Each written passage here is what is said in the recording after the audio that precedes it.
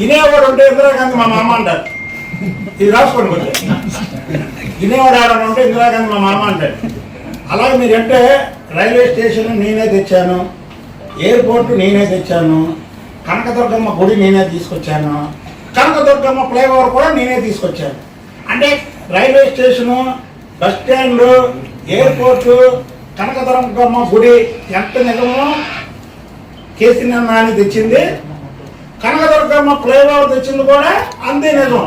2 సంవత్సరాలు నేను మా కార్యకర్తలు విజయవాడ పశ్చిమ నియోజకవర్గంలో ప్రతి ఒక్కరూ కష్టపడి 2 సంవత్సరాలు ఇక్కడ అరిస్తే ఢిల్లీ వినబడేలాగా నిరసన దీక్షలు చేస్తే చంద్రబాబు గారు వచ్చి మహాధర్నాలో హామీ ఇచ్చారు. ముఖ్యమంత్రి అవగానే ఇది ఏమిస్తా అన్నాడు. అవగానే ఢిల్లీ వెళ్ళారు, ఏమిచ్చారు. ఇతరులు ఏమియడానికి ఇతరు అన్ని అబద్ధాలు, పచ్చి అబద్ధాలు మాట్లాడాడు కదా. అతను మాట్లాడిందంతా అబద్ధం. మోసగాడు చంద్రబాబు నాయుడు గారు మోసగాడు అయితే ఇన్నాళ్ళు ఎందుకు మాట్లాడలేదు? లోకేష్ బాబు పాదయాత్ర చేయడానికి అర్హుడు కాకపోతే ఇన్నాళ్ళు ఎందుకు చెప్పలేదు? చెప్పండి. ఇప్పుడు వరకేమో చంద్రబాబు గారి కాళ్ళు, రేపటి నుంచి జగన్మోహన్ రెడ్డి కాళ్ళు పట్టుకోవడం మామూలే కాదు. కాళ్ళే మారినాయి ఇక్కడ.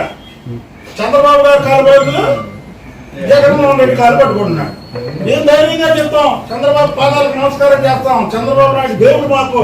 ఇగో రాసే బోర్డు మా దైవ సమానులు. మా అంటే ఏంటంటే మా ఇంట్లో అందరికీ మాకు దైవంతో సమానం. చెప్పగలవా దిల్లుగా నువ్వు అలాగా? ఇప్పుడు చెప్పు, నువ్వు మీ జగన్మోహన్ రెడ్డి నీకు దేవుడితో సమానమా? లేదా మీ జగన్మోహన్ రెడ్డి మీ నాయుడా?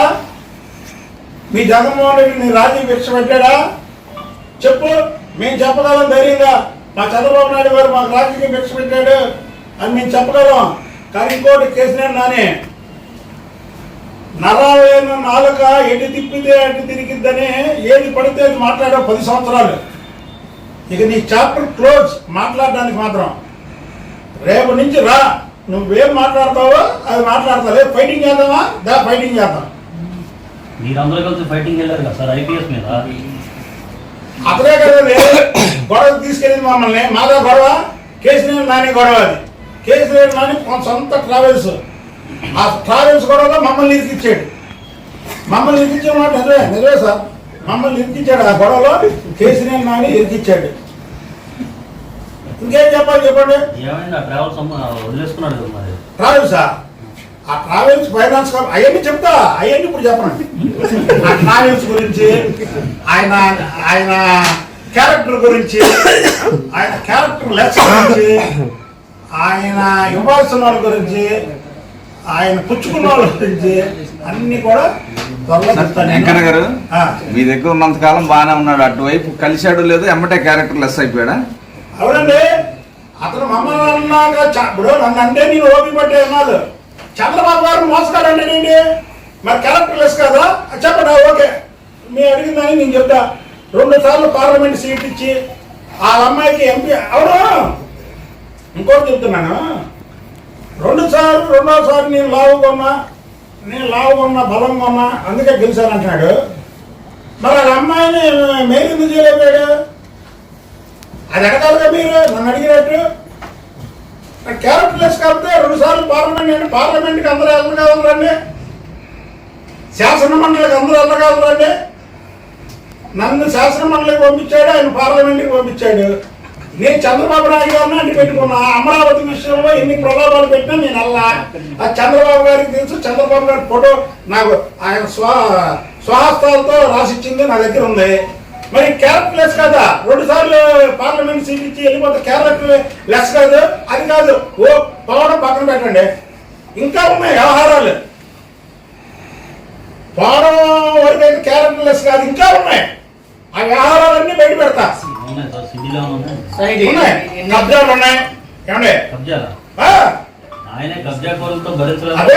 అదే ఏదంటారే ఏమంటే ముత్తక సామెత, మళ్ళీ బూతులు మాట్లాడాలని అంటారు. ముత్తక సామెత, అప్పులు కొట్టేవాడేమో కాలమని అంటే, కబ్జాలు చేసేవాడు ఎదుటోడు కబ్జాలు చేసేవాడు అంటాడు. క్యారెక్టర్ లేనివాడు ఎదుటోడి క్యారెక్టర్ లేదంటాడు.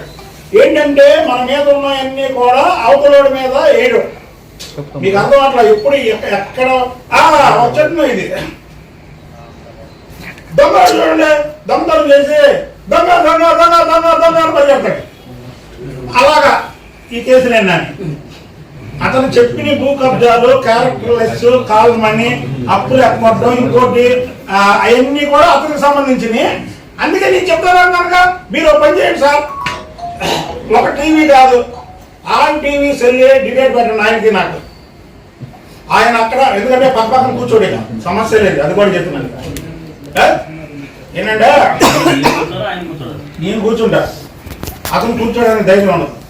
లేక మన దానికి కూడా ఏదో ఒకసారి చెప్తాడే, నా స్థాయి రతన్ టాటా స్థాయి, నా స్థాయి గడ్కరీ స్థాయి, నా స్థాయి ప్రధాన. ఎవడిచ్చాడు ఆ స్థాయి నీకు?